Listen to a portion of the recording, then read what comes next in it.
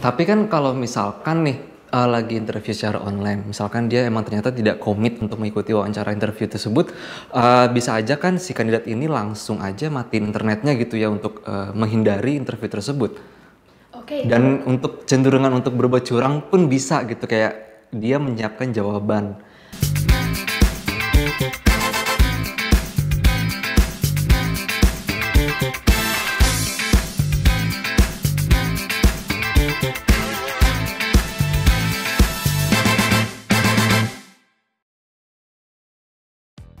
Halo semuanya, balik lagi di perdebatan yang seru ini bersama Caroline dan Richard. Halo. Hai. Hai. Sebelum memulai perdebatannya, aku akan menjelaskan mekanismenya terlebih dahulu nih. Jadi aku akan memberikan statement untuk kalian dan kalian bisa mengajukan pendapat. Apakah itu agree or disagree dari statement yang sudah aku berikan. Oke, langsung mulai aja ya. Statement yang pertama. Melakukan proses wawancara dan seleksi profil kandidat lebih efektif secara face to face. Agree or disagree? Agree. Disagree. Karena kalau secara face to face kan berarti kan kita bisa sebagai HR ya, kita bisa tahu persiapan dari si kandidat ini gitu kan, kayak si kandidat ini mau jauh-jauh datang ke kantornya untuk melakukan interview gitu. Lalu sebagai HR juga kita tuh bisa tahu seberapa besar sih komitmennya si kandidat ini untuk melakukan interview gitu. Jadi menurut saya sih harusnya face to face ya. Oke, kalau menurut aku pribadi itu disagree. Kenapa? Karena ada cara lain untuk melaksanakan proses wawancara maupun seleksi kandidat yang tentunya juga nggak kalah efektif dari face to face, yaitu secara daring.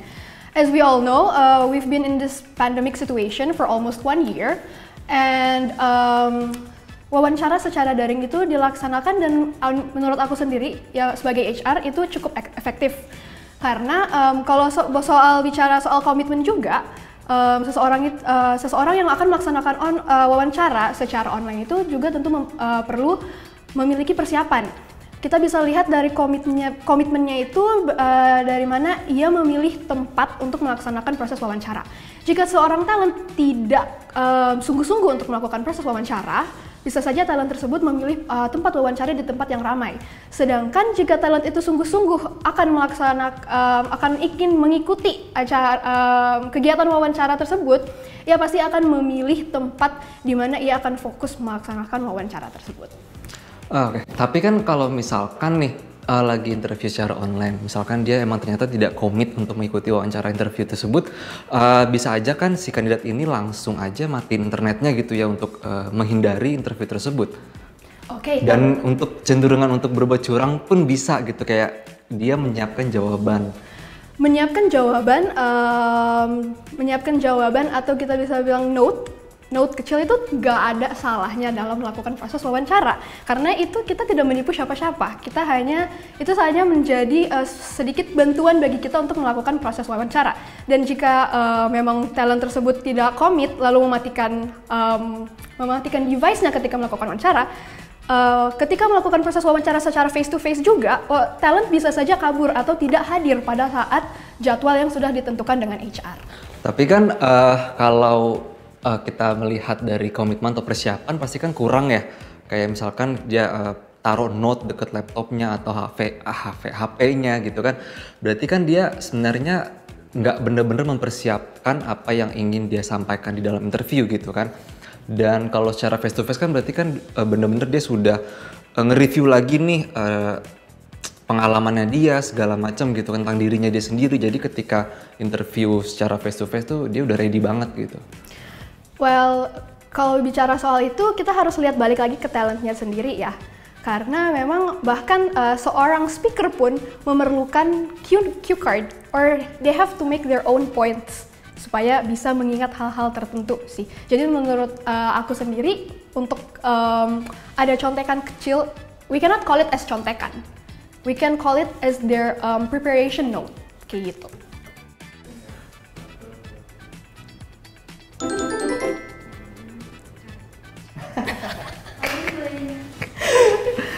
Pilih yang mana, silakan.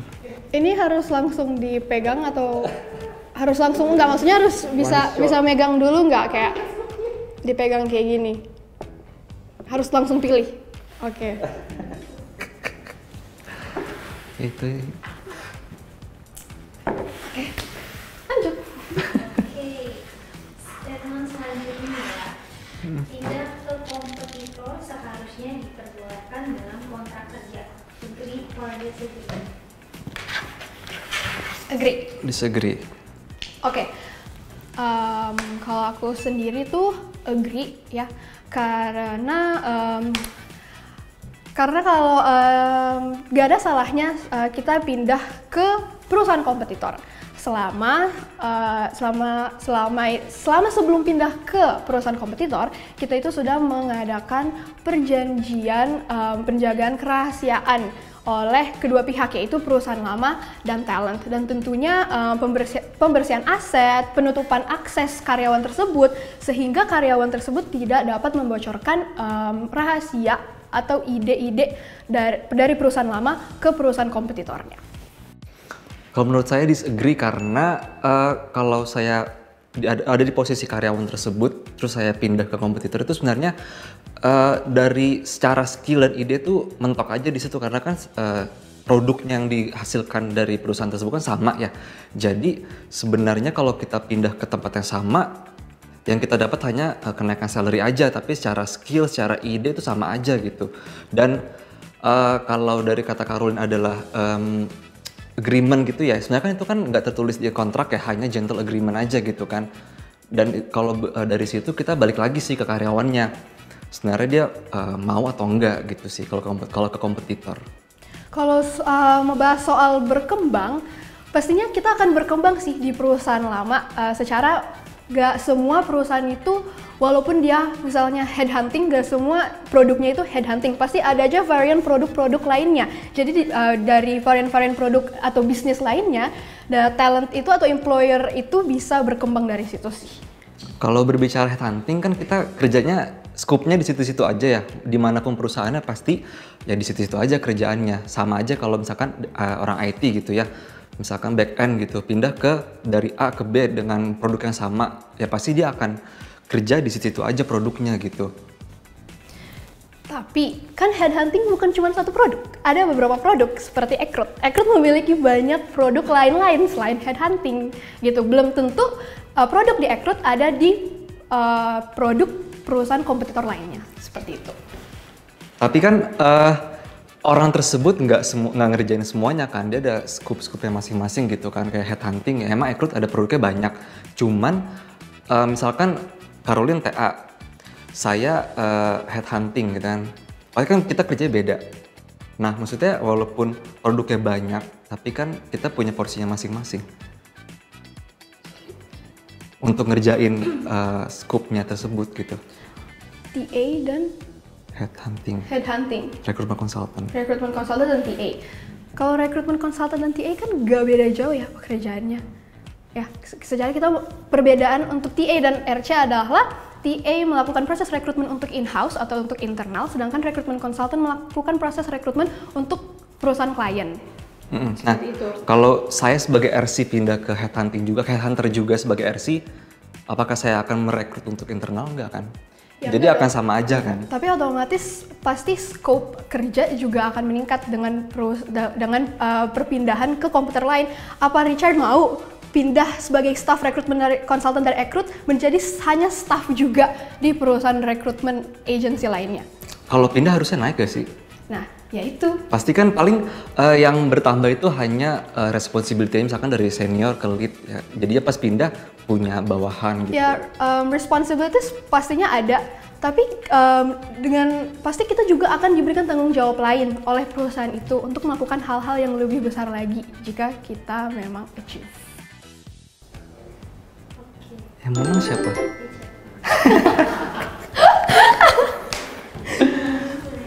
Ini minum lagi? Oh, kirain ganti-ganti minum. Kirain ganti-ganti minum. Odol kan ya? Nggak boleh dicium. Gak tahu ini apa. Obat mah ya? Ketiga, hustle culture itu hanya glorifikasi kerja berlebihan. Gak ada bagus-bagusnya. Agree or disagree? Disagree. Oke. Hustle culture nggak ada bagus-bagusnya. Menurut aku pribadi sih, aku disagree karena melalui hustle culture, seseorang bisa mengetahui kemampuannya jauh lebih dalam dan juga membuat waktunya itu lebih berharga setiap menitnya, sehingga menjalankan tugasnya sesuai target atau tepat waktu, seperti itu sih. Oke, saya jawabnya agree karena hustle culture itu kan sebenarnya sesuatu yang berlebihan banget ya kalau di saat ini, apalagi kita di startup gitu ya. Dan udah tercantum juga di undang-undang kalau kerja itu hanya sampai 8 jam per hari. Di luar itu kan sebenarnya nggak boleh gitu ya secara hukum. Dan kalau memang ingin memaksimalkan potensi yang kita punya di setiap menit, setiap detiknya, di 8 jam itu aja nggak perlu sampai lewat 8 jam. Gitu sih. Ya makanya tadi aku singgung, karena hustle culture, jadi seseorang itu bisa lebih menghargai waktu, setiap menit untuk menjadi produktif. Tapi kan kalau misalkan orang itu memiliki konsep hustle culture di dirinya, pasti kan dia akan kerja terus-menerus kan. Even misalkan udah selesai di luar jam kerja, pasti dia akan terus kejar. Nah itu maksud saya yang nggak bagus di situ. Oke, but dia juga bisa termotivasi untuk mengerjakan pekerjaannya lebih baik lagi ke depannya. Kenapa nggak dalam 8 jam itu aja? Ya, Kenapa harus sampai lewat dari 8 jam? Tadi kan aku udah singgung, makanya belajar jadi tahu cara menghargai waktu, sehingga setiap menit, detik selama 8 jam itu dia pergunakan secara baik untuk tetap stay productive. Tapi kan kenyataannya banyak orang, banyak pekerja yang kerja melewati dari waktu yang ditentukan gitu kan. Balik ke diri masing-masing lagi. Gimana? Oke, nah yang mana dicatat? Minum lagi gue.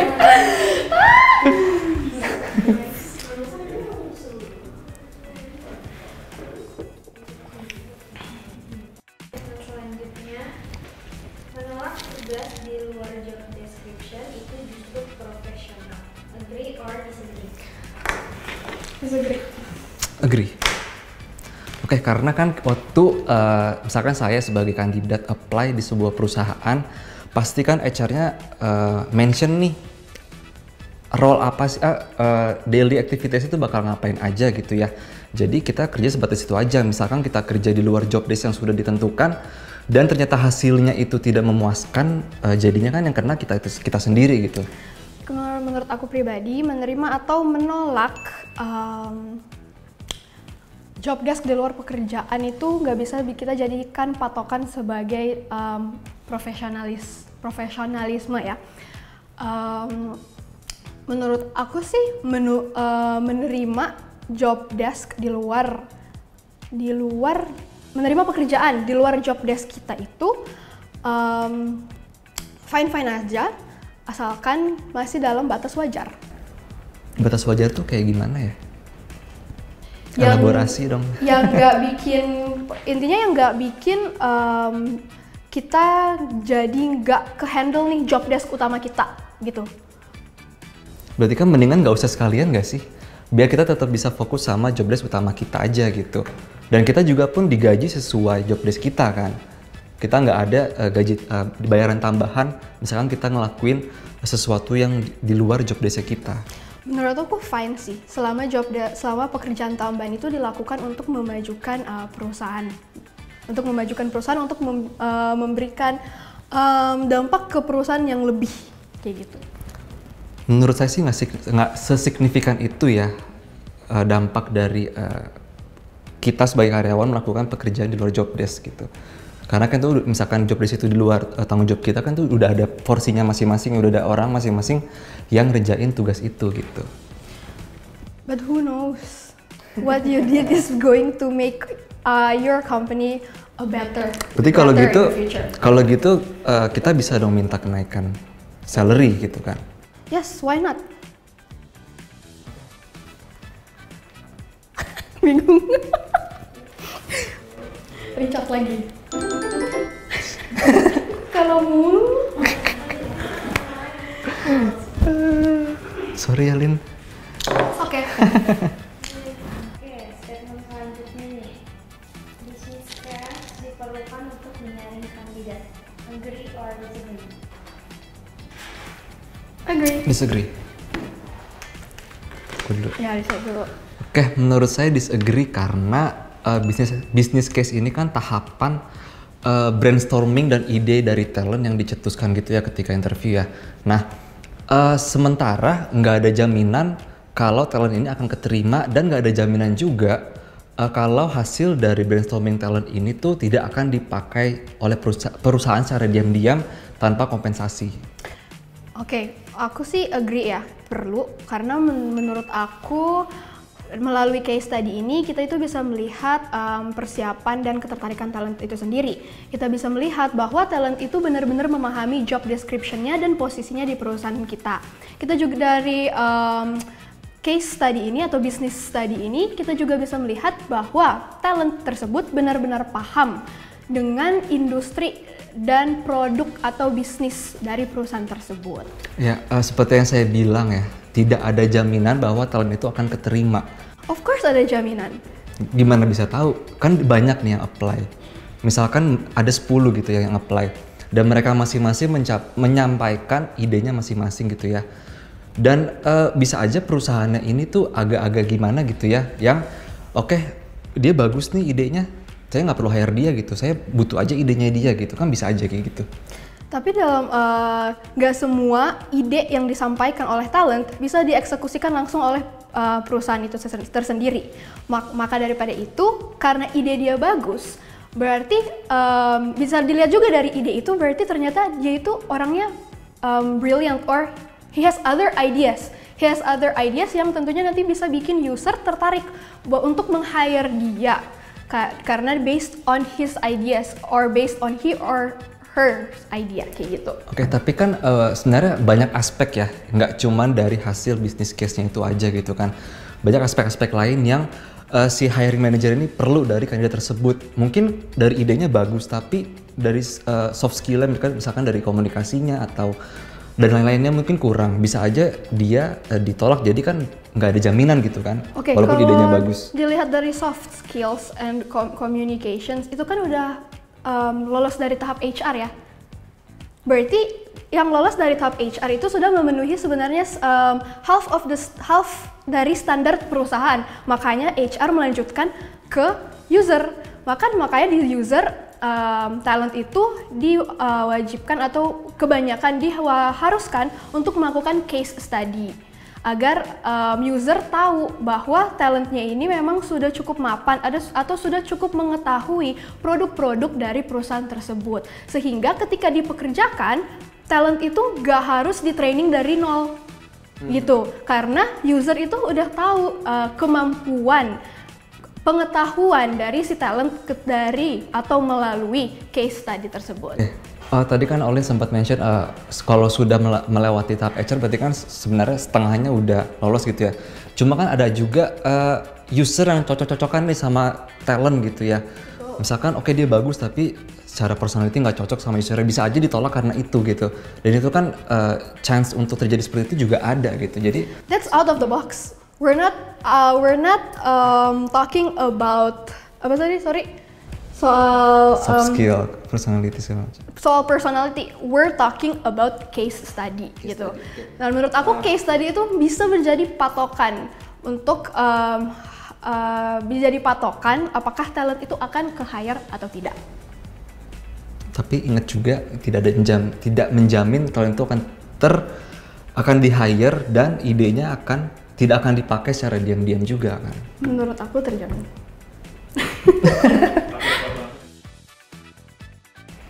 Akhirnya aku menang. Jeng jeng. Oke.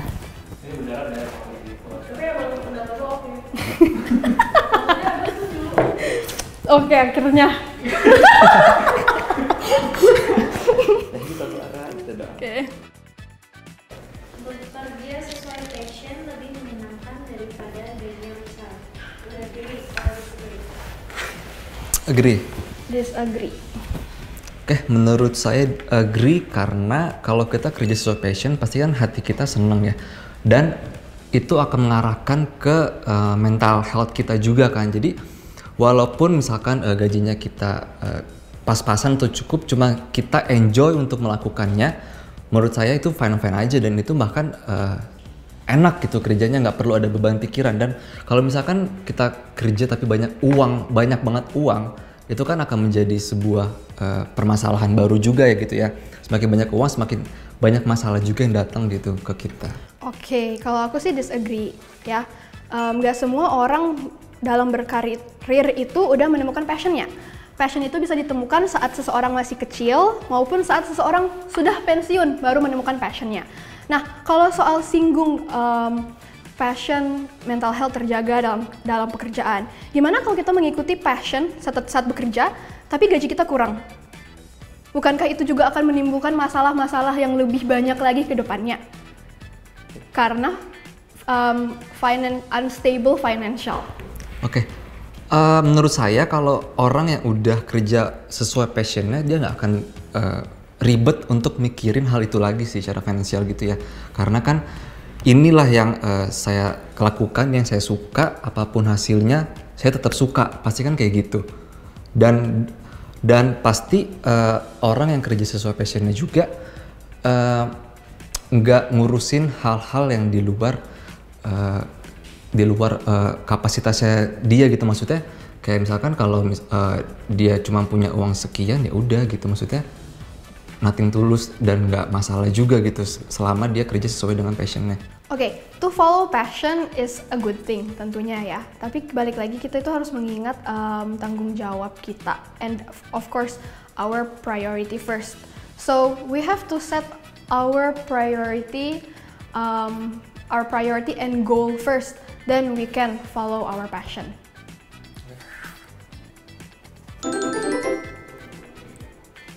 Yay! Menang! Makasih, Char.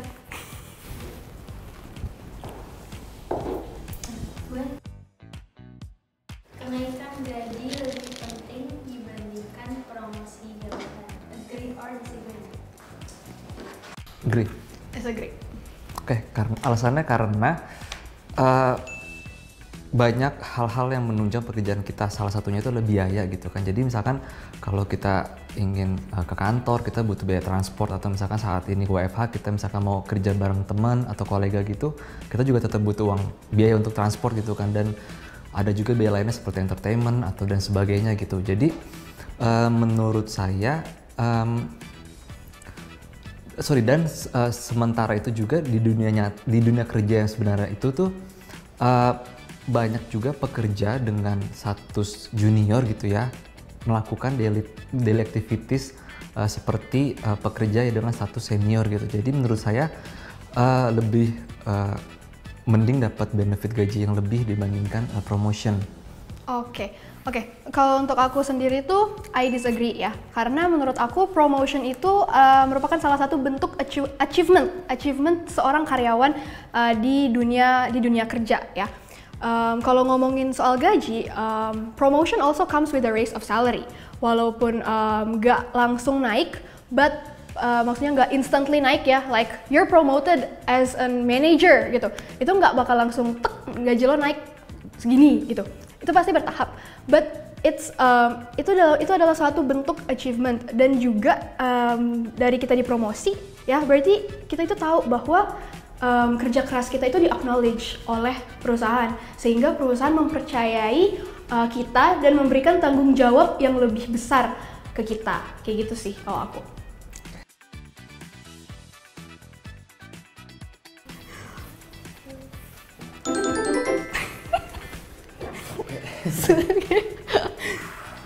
Enak lu minum susu mulu, minum santan sekali. Sepertinya kan? Ya, siap.